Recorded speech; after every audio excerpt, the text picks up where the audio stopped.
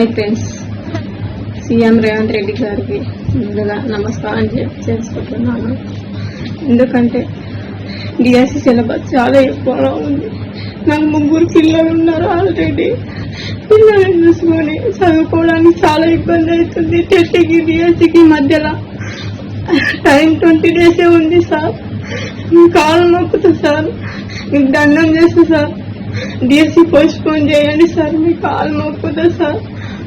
నా భర్త మమ్మీని నమ్మకం చాలా పెట్టుకున్నాడు.